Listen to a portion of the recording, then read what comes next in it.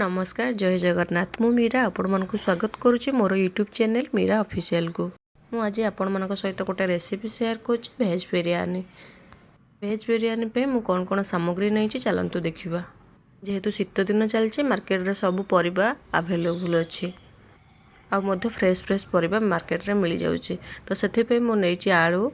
गाजर capsicum green मटर फूलकोबी आउ एवं पनीर ता सहित नहीं पियाज अदा रसुण टमाटो कंचा लंका धनिया एवं पुदीना आउ दही नहीं सुखा मसला नहीं जमीती कि इलायच सा जीरा सा मरीच एवं अनाज फूल एवं जावित्री यही सब नहीं आ सहित नहीं जीरा पाउडर धनिया पाउडर लंका पाउडर हल्दी पाउडर आउ गरम मसाला अल्प आउ स्वाद अनुसार लुण दे पारे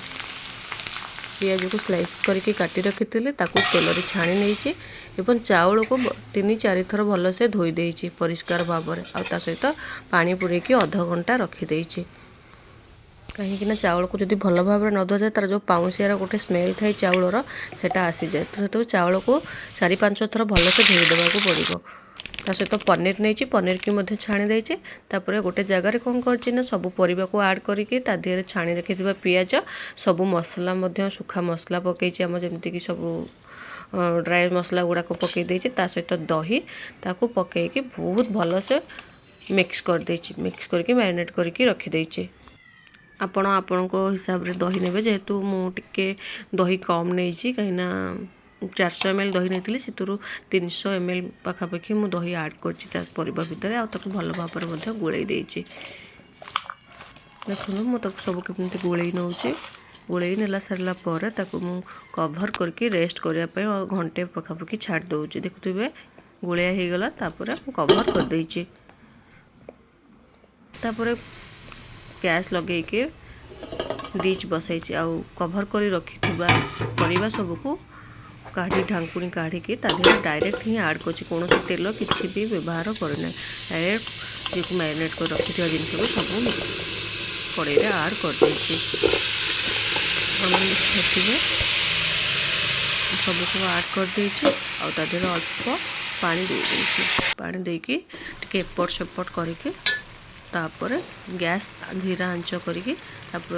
कर स्वाद अनुसार लुण पकईकी टे एपट सेपट कर ढांकुणी कवर कर देइछि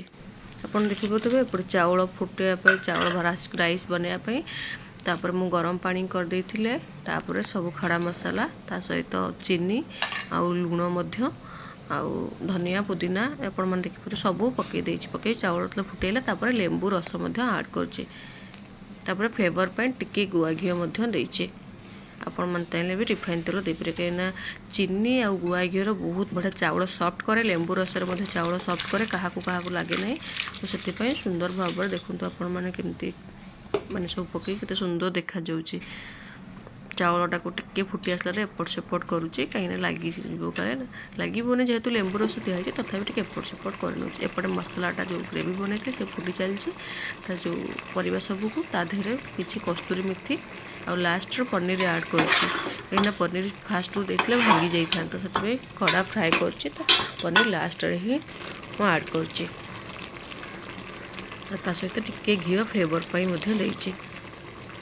जेहेतु बिना तेल किसी भी पकईनी खाली घीर ही टिके स्मेल पकई फ्लेवरटा आसो भल आसपर भात देहरु कौन कर राइस जो फुटुची देहरु सब मु खड़ा मसला काढ़ी नहीं कहीं रही पाटी के अबागिया लगे पिता पिता टिके लगे बोले पाटे बाज खाइला बेलू बोले सब काढ़ी छाणी देइछि छाणी सारा पर एपटे देखुवे छाणी पड़े सब कौन कर मसला रेडी कराई सब परिवार ता देहरे टिके टमाटो पड़ुची स्लाइस करी काटी रखी टमाटो पड़ुची धनिया पड़ुची ता सहित पुदीना पड़ुची ता किछि पियाज स्प्रिंकल करी पकाउची ता सहित राइस को चारिआडे खेले खेले पकाउची कहीं गोटे आड़े पकड़े सुंदर देखा जीवन ता सहित भी स्टीम नबनी लगी जापे तले कड़े से चारिआडे साइज करके पकई देइछि ता ऊपर एवरेस्ट गरम मसला नहीं आपण मैंने देखिए एवरेस्ट गरम मसला सहित टिके एवरेस्ट बिरयानी मसला एक पकई देइछि ऊपर स्प्रिंकल कर देइछि कहीं बास्ना बहुत भल आसे ता सहित कौन टिके टमाटो स्लाइस टमाटो धनिया पुदीना और स्प्रिंकल कर अल्प किसी पिज ता सहित कौन कर किसमिश नहीं आपण मानक जो ड्राई फ्रूट पसंद आप पकई पारे जमी काजू पिस्ता फिस्ता आप पकई पारे कि मत किसमिश भल लगे बोली किसमिश ही पकई तादे टे गुआ घी आड कर दे कहीं फ्लेवर बहुत ही बढ़िया आसे गुआ घी तापर फॉइल पेपर पकईकि रैप कर दे फास्ट कौन कर तावा बसई कहीं हिट बेसी हेनी बोली तावा देहरे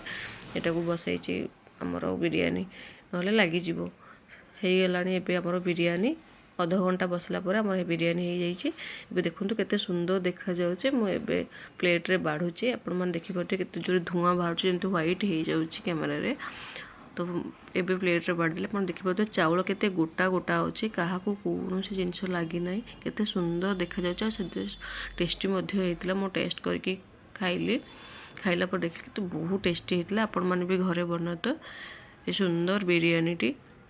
आपण मानक बनईकि मत कमेंट माध्यम कहतु केमती लगुच।